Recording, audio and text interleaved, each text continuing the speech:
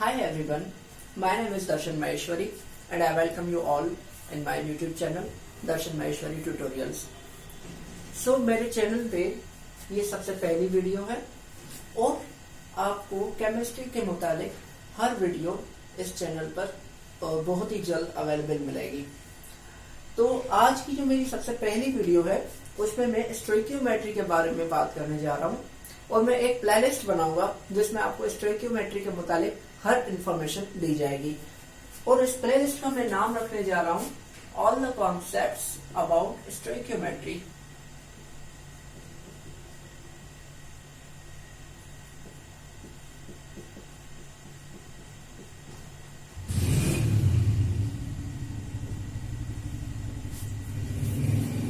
Stoichiometry को start करने से पहले आप लोगों को यह पता होना चाहिए कि एक केमिकल रिएक्शन क्या होता है।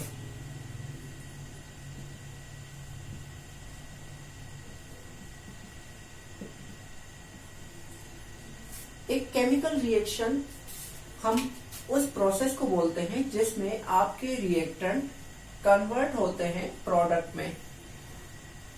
अब यहाँ पर आपको ये सवाल होगा कि रिएक्टेंट क्या होता है और प्रोडक्ट क्या होता है।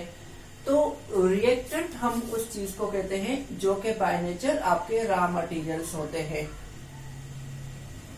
रॉ मटेरियल से मुराद के वो चीज जो आपके नेचर में अवेलेबल है और जिसको आप ऐसे ही प्रिपेयर जिस हालत में मिलती है आप उस हालत में उसको यूज नहीं कर सकते हो, उसको कुछ ना कुछ मॉडिफाई करना पड़ता है, उसके अंदर प्रोसेसेस आपको अप्लाई करने पड़ते हैं, उसके बाद ही वो चीज जो है आपकी डिजायरेबल आइटम में बनती है। डिजायरेबल आइटम से मुराद कि वो चीज जो आपको असल मायने में चाहिए और उसको हम इंग्लिश में या केमिस्ट्री की जबान में प्रोडक्ट कहते हैं। तो प्रोडक्ट आपका क्या है? आपका डिजायरेबल आइटम है, वो आइटम जो कि आपको चाहिए होता है, जो कि आपको मैन्युफैक्चर करना होता है।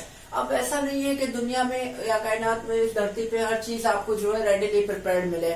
फॉर एग्जाम्पल बेसिक एग्जाम्पल लेते हैं हम अपने घर का। हम लोग अपने घर पे हमें चाय बनानी होती है, चाय पीनी होती है।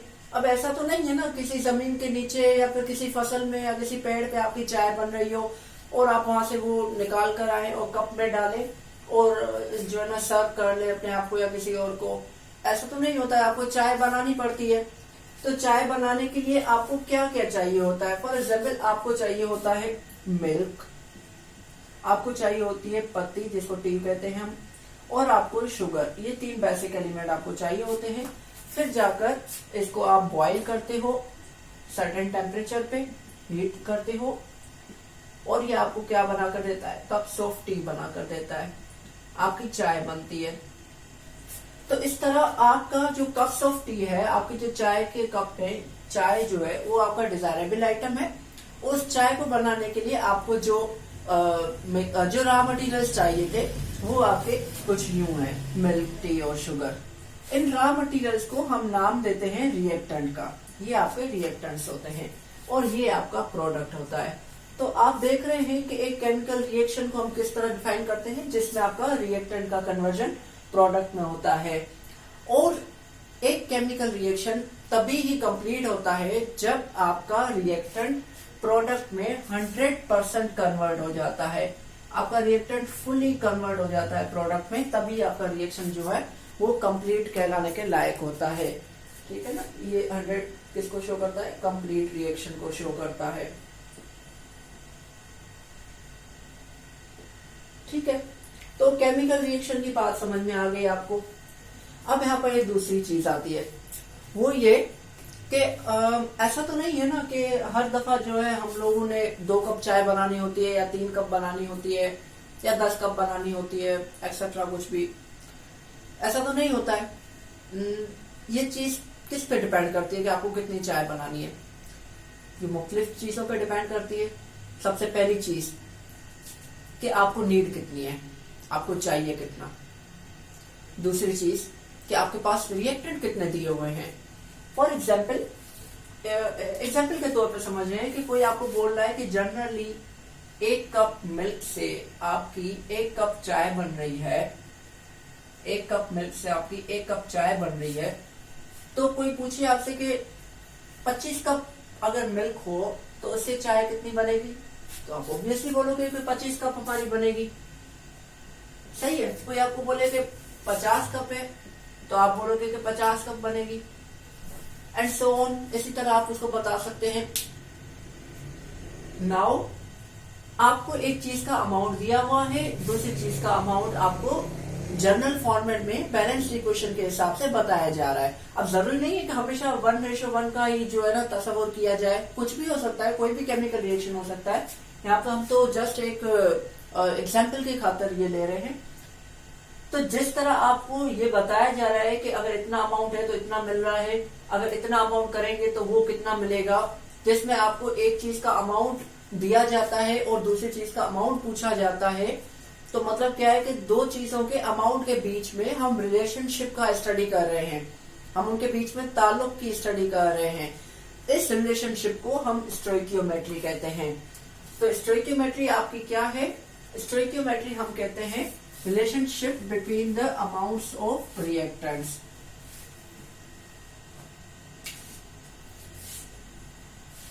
Relationship between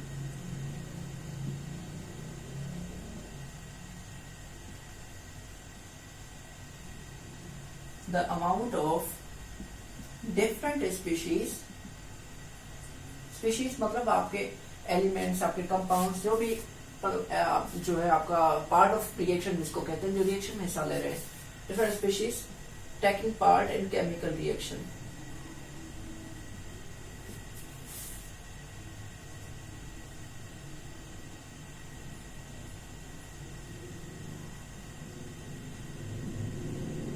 taking part in any chemical reaction, किसी भी केमिकल रिएक्शन में आपका हिस्सा ले रहे हैं, जो है उनके अमाउंट के बीच में रिलेशनशिप को हम स्टोइकियोमेट्री का नाम देते हैं। ठीक है। अब स्टोइकियोमेट्री की डेफिनेशन तो समझ में आ गई होगी। अब इसको फॉलो करने से पहले आपको कुछ चीजें कंफर्म करनी होती है। देखिए, ऐसा नहीं होता है कि आपको अगर कोई चीज बनानी है तो आप वो कहीं पर भी बना सकते हो। आप जब भी रिएक्शन को कैरी आउट करते हो तो आपको कुछ फेवरेबल कंडीशन चाहिए। You need to have favourable environment, you need to have the suitable conditions for it. अगर सुटेबल कंडीशन नहीं होगी तो आपका रिएक्शन जो है वो कैरी आउट नहीं हो सकता है। तो इसी तरह यहाँ पर हम बात करेंगे कुछ ऐसी कंडीशंस की जहां पर स्टोइकियोमेट्री अप्लाई नहीं होती। अगर वो कंडीशंस जो है आपकी 100% फुलफिल्ड है तभी आपकी स्टोइकियोमेट्री जो है उसके रूल्स अप्लाई होते हैं, वरना वो अप्लाई नहीं हो सकते। रूल्स बोले या कंडीशंस बोले, तो कंडीशंस होनी चाहिए एक रिएक्शन के पास। अगर वो कंडीशंस वो रिएक्शन फुलफिल करता है तभी ही जाकर आपका जो है स्टोइकियोमेट्री आप कर सकते हो, कैरी आउट कर सकते हो। तो सबसे पहला रूल ये है कि आपका रिएक्शन कंप्लीट हो। रिएक्शन शुड बी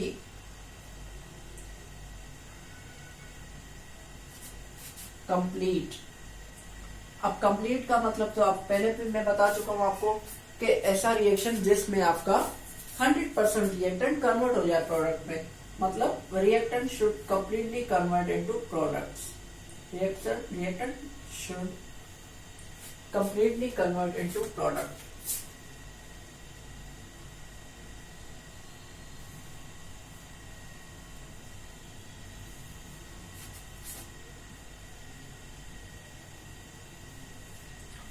और उसके बाद आपकी दूसरी कंडीशन जो है वो ये है कि no side reaction take place.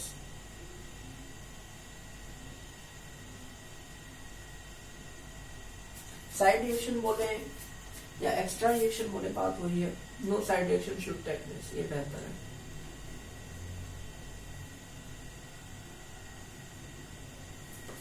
अब साइड रिएक्शन हम किसको कहते हैं ये समझिए।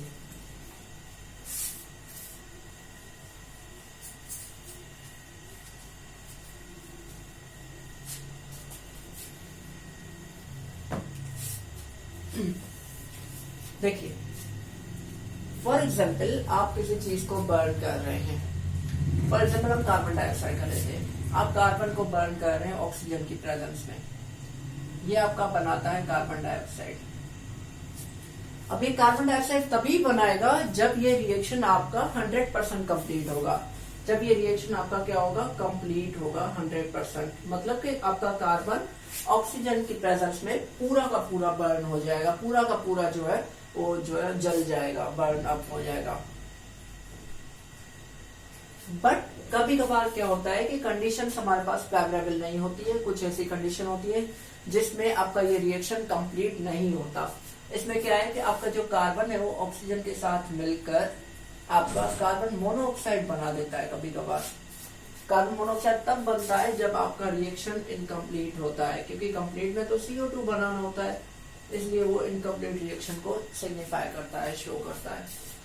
तो इस तरह के रिएक्शन को हम साइड रिएक्शन कहते हैं, जो कि क्यों होते हैं? सिर्फ और सिर्फ कंडीशन की अनफेवरेबिलिटी होने की वजह से take place, side reaction take place when conditions are not favourable.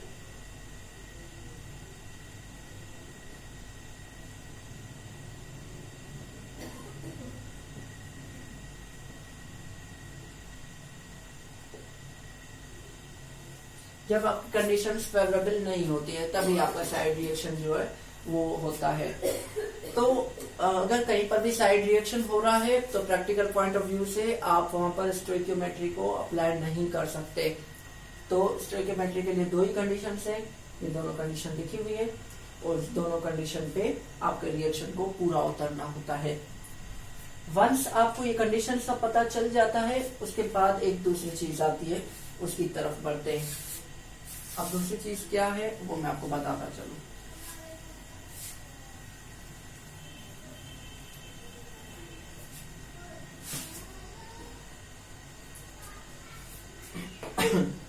Okay,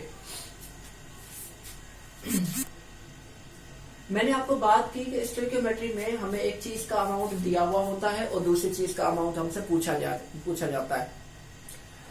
तो अमाउंट आखिरकार है क्या और अमाउंट किस तरह आपको दिया जा सकता है, उस पे आते हैं। अब देखिए, अमाउंट की माने क्या होती है? क्वांटिटी। अमाउंट का मतलब क्या होता है? मिकदार, क्वांटिटी। आपका जो मिकदार है या आपकी क्वांटिटी है वो दो चीजों में हो सकती है। अगर केमिस्ट्री की बात करें तो केमिस्ट्री में हम कह सकते हैं कि वो दो तरह से हो सकती है।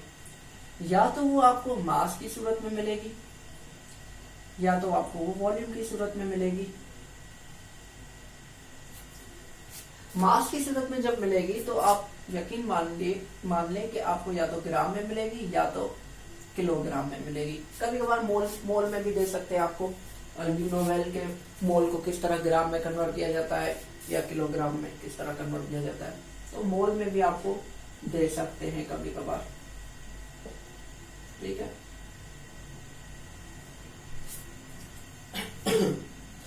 अगर वॉल्यूम की बात करें तो वॉल्यूम में आपको DL क्यूब में दिया जाता है, डेसीमीटर क्यूब कहते हैं, या फिर सेंटीमीटर क्यूब में दिया जाता है। यू ऑल नो के 1 DL क्यूब बराबर होता है 1000 सेंटीमीटर क्यूब के। तो बस ये कन्वर्जन स्केल याद होना चाहिए आपको, और ये याद होना चाहिए कि कभी कभार हमें अमाउंट मास में दिया जाता है, कभी हमें वॉल्यूम में दिया जाता है। तो इस तरह अमाउंट जो है, मिकदार, आपको दो तरह दिया जाता है इसी तरीके से। और इसी दो तरीकों के बिना पर हमारे पास स्टोइकियोमेट्री में मुख्तलिफ किस्म के रिलेशनशिप आ जाते हैं। मतलब 3 किस्म के आपके रिलेशनशिप आ जाते हैं स्टोइकियोमेट्री में। सबसे पहला रिलेशनशिप जो होता है, 3 types of relationship arise here. Relationship arise here.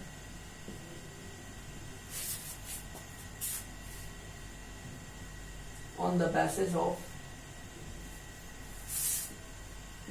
amount of species।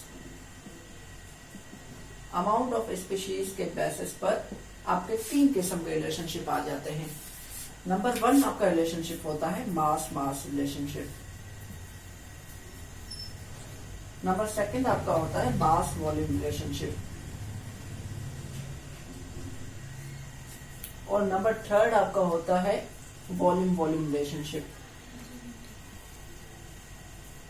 अब मैं आपको क्विकली थोड़ा सा जो है इसका ओवरव्यू दे देता हूँ, उसके बाद इन तीनों की मैं अलग अलग वीडियो बनाऊंगा इसी प्लेलिस्ट के साथ। ये हमारे इंट्रोडक्टरी वीडियो है, उसके बाद मास की होगी, उसके बाद इसकी, और उसके बाद वॉल्यूम वॉल्यूम की होगी। तो मैं इसका क्विकली आपको बता दूं क्या होता है। मास मास रिलेशनशिप में चूंकि आपको वर्ड ही बता रहा है